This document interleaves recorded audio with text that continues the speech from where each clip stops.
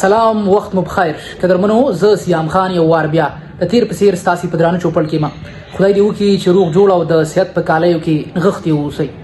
پوهان وایي کتابونه دریابونه دي.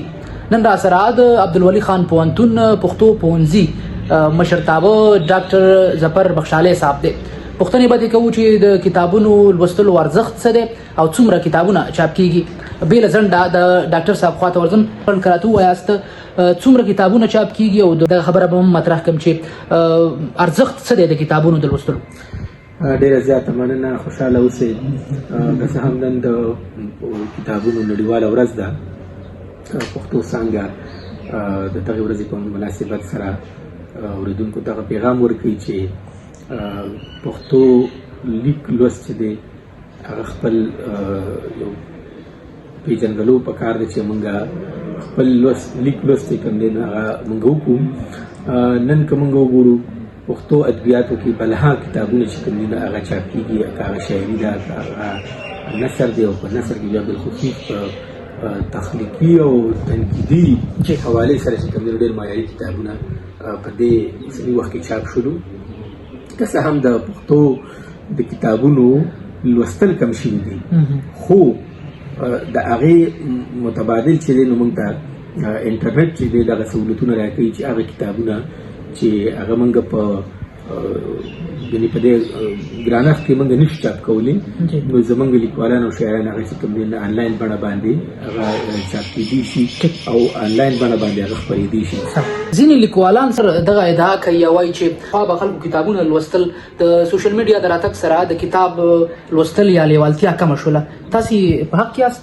یعنی په کتابي شکل په هارد شکل کې چې کوم دی د هغې لوستل اوس اسان شوي دي، خو د کتابونو پیدا کول چې ډېر ګران دي. سوري، د کتابونو که اوس موږ په هارد شکل کې چې کوم دی نو کم ملاویږي، لیکن په سافټ کې چې کوم دی هغه موږ ته د هر ځای نه اویلیبل کېږي. پخوا به چې کوم دی په ډاک په ذریعه باندې موږ د کتابونو راتلل، اوس په یو کلیک سره چې کوم دی نو دنیا چې کوم دی آنلاین ده، سوشل میډیا دور دی. هغه لیکونه چې هغه به ډېر وختونه غوښتل، هغه به کتاب ته خلک ناست چې یو محقق کتاب به راځي، هغه خپل لیکونه چې کوم دی جست فیسبوک ته ورکړي. پخوا به ته د هغې ریډرز چې کوم دی نو مطلب دا دی چې 50 کسانو، اوس یې 500 دي، 500 ته دغه تعداد ورسېدو. نو د دې وخت د تقاضو مطابق باید چې موږ خپل کتابونه چې کوم دی نو چاپ هم کو او د چاپ سره سره چې کوم دی نو موږ هغه په آنلاین بڼه باندې خواره کو، نو ډېر خلک به چې کوم دی د هغې نه ګټې واخلي. راته ووایاست د علم خو سمندر دی که نه، د دې سر نه دی معلوم، نه یې څه ښکته جوره معلومه ده، خو که د پښتو کتابونو څوک ګورو یا خپل اتلان ګوري نو دا به پښتو ادب ته څومره ګټه ورسوي او پښتنو ته به څومره ګټه ورسوي.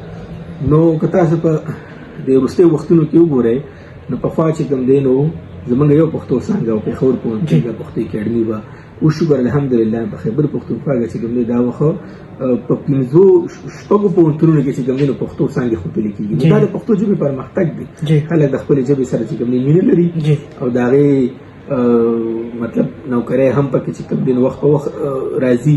بیا هم که سرکار مطلب دا په پښتو کې معاش ذریعه پیدا شي نو لوستونکي او زده کوونکي به ډېر چې کوم دی نو پیدا شي. اخري پوښتنه به دغه وکړم چې کتاب نه لوستل څه اغېزه لري؟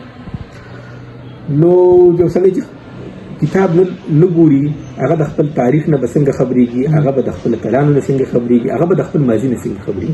کتاب هغه واحد ذریعه ده چې هغه موږ د تیر سره، د اوسني وخت سره او د راتلونکي وخت سره چې کوم دی کوي. سمه ده. قدرمنو کتونکو، دا ډېر محترم د عبدالولي خان پوهنتون د پښتو پوهنځي ډاکټر ظفر بخشالی صاحب چې تاسې ګټورې خبرې واورېدلې. بیا به هم تاسې مېلمانه کوو او په دې موضوعاتو به خبرې کوو. ډېره زیاته مننه. خوښاله اوسئ.